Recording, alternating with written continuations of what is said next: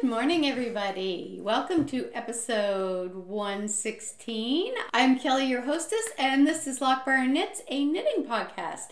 And I don't know if you can see the little furry lump right here. We are at the Schooner House this weekend. Our Easter plans got slightly changed because some of my sister's family and my brother's family came down with COVID, so we had to cancel Easter dinner. So we were planning on coming out here anyways and then going in Monday for the dinner, but I guess we're going to be out here all weekend without the Easter dinner.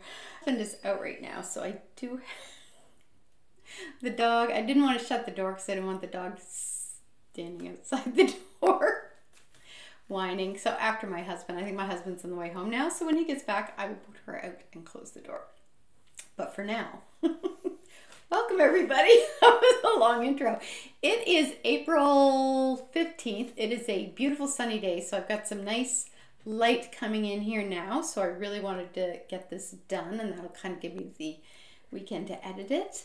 Let's jump right in, shall we? Because I had a major case of cast-on-itis. Major. Epic. It was an epic case of cast-on-itis. And I had kind of put off working on my blizzard sweater, not because I don't love the sweater, but now that it's warming up, I'm probably not going to be able to wear it. So I think I just sort of lost a little steam on it, but then I kind of jumped back into it this weekend. For starters, I'm going to show you my finished object. Is my socks. Dog hair for extra insulation. These, were kind of really a long time coming. These are just regular vanilla sock, eye partridge heel. I do more of a rounded toe. Ish, roundish. So these are off the needles, which is good because I wanted to wear them. And those were made out of Hypothesis yarn, who's not dying anymore, unfortunately. And this was her Reconciliation colorway, which was a charity skein she did. So those are done. I love the colors in these. Like they've got, it's kind of blown out a little bit, but they have pops of like green and brown. I think kind of like maybe almost like a dark red. I don't know if that's the brown dye splitting, but it's also got like yellows and golds. It's got like lots and lots of colors. I did start the sleeve of my blizzard sweater. So here is the blizzard sweater.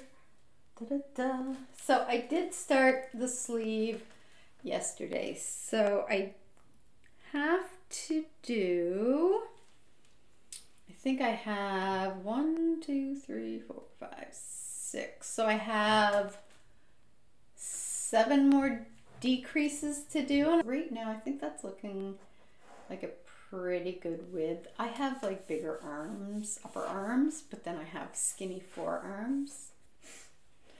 I come from a long line of big-armed women. But then I have like these skinny, like I have really small hands to start with, but I can literally wrap my hand around and overlap. That's how skinny my wrists are. Now you know. This I am actually really looking forward to getting off the needles because I was really tempted to start the ranunculus, but I held off because I thought, I know if I start that, I'm not going to finish these sleeves, and I really do want to get this off the needles. I like the idea of having lots of sweaters on the needles, but I don't like the idea of having a lot of languishing unfinished projects, which I kind of, with the cast-on-itis, feel like I have right now. So I thought, okay, I'm just going to power through, get the sleeves done. I can definitely finish one sleeve this weekend because it's a long weekend and I've taken Monday off. So, yeah, so I should be able to do that and possibly even get started on the second sleeve, and I should have that done in no time. So that's the blizzard sweater. This is my first colorwork sweater. It was a very lovely, easy design by Jessica McDonald, who made this specifically for the new colorwork knitter. I think the dog's trying to crawl under the bed. What are you doing?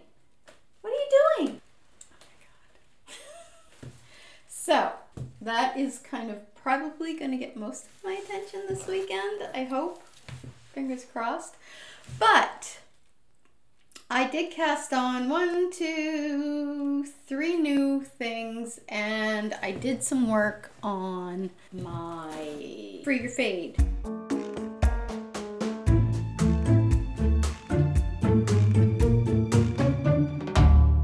I've been using this, by the way, just because I know I'm going to have yarn left over, so I didn't want to be pulling from the inside, although that being said, it is a little messy there. And then at the end have to like rewind it into a ball because the cake was ready to collapse in on itself. So I thought this might be an easier way of doing it so I didn't have to rewind the ball. So I'm still in the second color, but I am almost done. I'm at the part now where I have to do one more eyelet row, and then I'm fading into the next color, which will be this color. Like I said, I'm doing this out of the Fleece Artist, National Parks colorways, and I'm doing it out of Nova Scotia, PEI, and New Brunswick. So this is the PEI colorway, and then this is the New Brunswick colorway. And then this is down here, this is the Nova Scotia colorway. I've not woven in any ends yet. This is how it looks. So we faded into New Brunswick. Nope, PEI. And then this is the PEI colorway, and then this will be the New Brunswick colorway. So this has kind of been a bit of this for the first week since my last podcast was sort of my go-to project. I just needed something mindless, and I wasn't ready to do the whole pick up the sleeve stitches, I guess, because what's more mindless than Sleeve Island? Seriously. But yeah, so this was, oops, there's the right side. I don't think it makes a difference really. It's garter stitch. But I do like how this is working out, and then I do think this, because these are kind of more softer, muted colors in a way, and then this is sort of more, let's do this. I do have more than this, but if you watched the last episode, it was the last episode, the skein was kind of tangled, so I had to break it off when I was wanting to make it into 2 balls. So this is the smaller ball. But this, I think, will add kind of a bit, let's see how, whoa, that would have been so bad. This will kind of add a bit of a pop of color, but it still has tones. Like it has tones of green, and this has nice, okay, this may not have any, oh no, this does have some nice soft, like very soft green in it. And then it's got sort of a rusty, muddy, like that red clay sand. And this has got like kind of some dark brown in it, so it sort of picks up the tones, I guess. Does it? I don't know. Anyway, this is the For Your Fade by Andrea Mowry. This is, I think, the 3rd or 4th one of these that I've done. I think I made my sister-in-law one for Christmas one year. I made one for my sister. I made one for me. I think I made one for my sister-in-law. And then this will probably be for me. I may give it as a gift. I don't know. I don't know yet. I just wanted to make one. So I didn't really give a whole lot of thought into who was going to get it. That's been getting a fair bit of love. I'm ready to, I may do the eyelet and start the fade and see if I can get that done this weekend. I think once I'm on this last bit of it, it will just kind of fly along. And this is in my Jenna Rose bag. I like that's a perfect shawl bag. Like I've got the wooden kind of spindle thing in there. I've got all of my yarn that I'm using in here, except for the Nova Scotia leftover part. I took that out, but there's still lots of room. So it's a perfect shawl bag. I love her bags, they're so well made. So then I hit the Cast-on-itis bug Now, in my defense, I did want to do, I finished a pair of socks, so I was putting another pair of socks on the needles. But the thing is that I had done a shop update and I really wanted to have some samples to kind of put in the shop just to show how it looks, the skeins looked knitted up. So I thought, well, I'll just do some socks. So I cast on the Dusk colorway. I was getting a little blown out. It's a little darker than that maybe. Oh no, that's pretty good. This is the Dusk colorway. And it's got like grays and orange and some soft purple.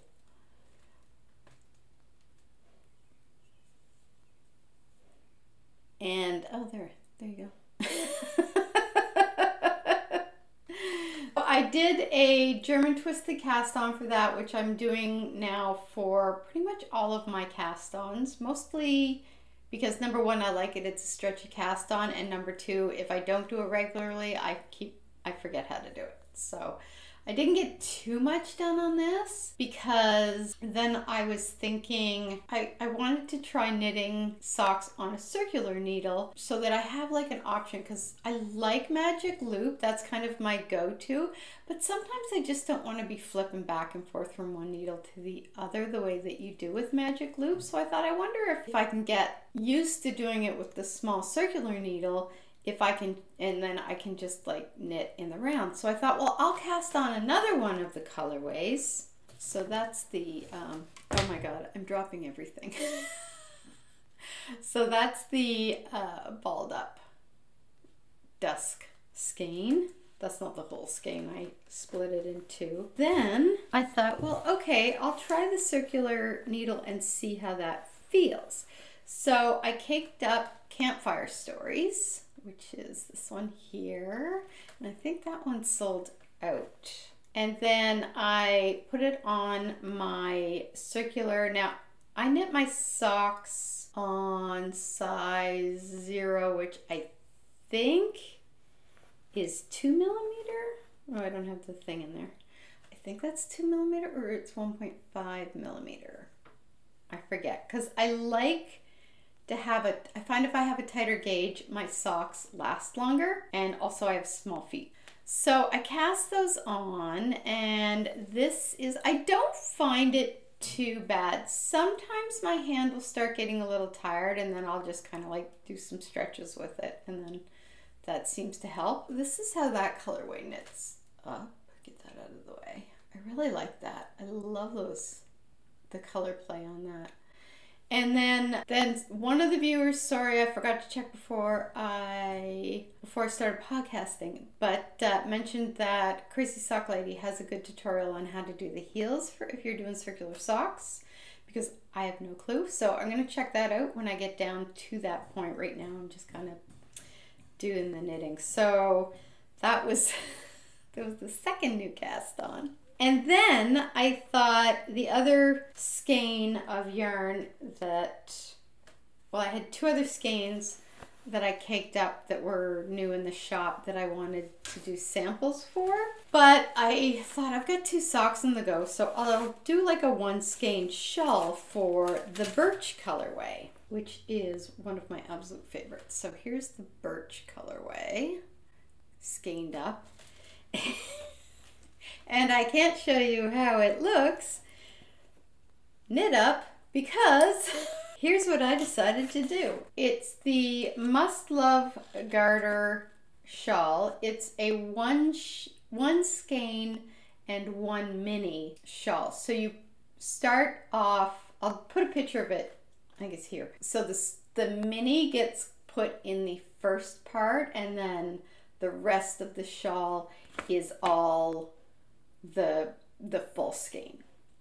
So it's 2-toned, but it's like a smaller tone up around your neck, and then the larger part is the full skein. So if you're trying to use up your mini skeins, or you've got a lot of sock yarn kicking around and you just want to kind of make a 1 skein shawl, this Gives you a one skein shawl, but it gives it a little more size to it because you have the mini added in. What I did was I used, instead of using one mini up here and then the rest the main skein, which rhymes. What I did was I have some 10-gram minis that I wanted to use up. So I picked the ones I had from a homespun house, and they had some like white spots kind of where the ties were, like you can see there.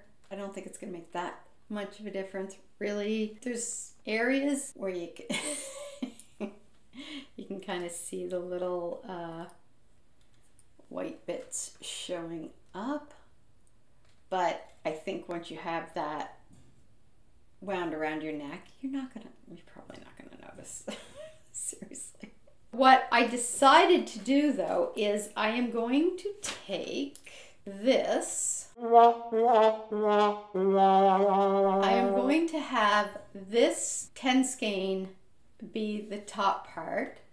And then I'm going to have this, and then I'm going to take like this kind of goldy, almost like a caramel brown, and or like almost, I guess, kind of a bronze, really, like a bronze caramely brown. And I'm going to have that be at the end, so that this part is going to be sort of framed between these two colors. And I do really like how these two colors will play, because this has little pops of red in it. So you can kind of see there's little red pops there, and then of course there's the brown, and I think now it's a different shade of brown than this, but it's still, I think this will go really well. And you just basically, you knit until this is gone, and then you knit until this is gone, and then you knit until this is gone. So everything gets used up. There's no bits left over. So that's called the Must Love Garter Stitch. It's actually by the same designer that did the Leftover City Cowl, which I didn't even know because I just did on Ravelry a search for one skein shawl, and this was one of the ones that came up, and I really liked it. I like the idea of being able to start using up some of my minis, and I like the idea of just kind of taking a skein and then taking the minis that match and framing it on either end. It's another Jenna Rose bag. I think that's everything. That is everything. So once I get the sleeves done on my... Hi. Oh, he's a good girl. Oh, he's a good girl. Oh, sleepy puppies. Sleepy puppies. He'll be home. Do you feel abandoned? Did Daddy run away? It was probably because you were bad. Once I do finish the blizzard sweater, I am going to do the cast on the ranunculus right away, because I would like to have that to wear kind of over sleeveless dresses on cooler days, because in the office as well, it's cooler than it is outside. So it's nice to have just kind of a bit of a layer on, and I think that will be a great option. And I'm making it out of the BC Garn Bio Balance, which I did not bring with me, but it's got a cotton and wool blend, I believe. And it's in like a light dove gray. I showed it in the last episode. And then, okay, here's what I'm gonna do. I'm going to have the blizzard sweater done. I'm gonna have at least one pair of socks done. And I'm going to have the For Your Fade shawl done. That might be a bit ambitious, but whatever. Because I am losing a bit of my writing time, or no, my knitting time in the morning, because I'm writing Monday, Wednesday, and Friday at the coffee shop in the morning before work. So that used to be knitting time, but now that I'm back to the coffee shop for my writing, that's going to cut into that. But I think what I'm going to do is I'm going to try to be a little more diligent about, number one, taking my lunch hours, and number two, doing some knitting on my lunch hours. Like, I can just drive to the coffee shop, but I can get a coffee, sit in my car in the parking lot, and do some knitting. So I think that's the plan. That's what I'm going to try to have done. We'll see what happens. Other than that, there's not much going on. I am going to start doing some home workouts along with my yoga, I think. I'm just not ready to go back into the gym yet. I really want to get back into the gym and start like lifting weights again, but I'm really trying to avoid the COVID. Does anybody remember what normal life used to look like? I forget. I think I have pandemic fatigue big time this month. I really feel it. I just want my life to go back to normal again. I am going to the coffee shop though in the mornings. Of course, there's only like 2 of us there at that time. There's some people kind of coming in and out, but I'm like tucked in the back corner. So anyway, that is about all that's going on. We're here for the weekend, which I am very happy about. It's going to be a nice relaxing weekend. I'm going to get lots of knitting done, and we're just going to kick back and relax. And until then, I will see you for the April vlog, and then I will see you for episode 117 after that. Until then, happy knitting. Bye.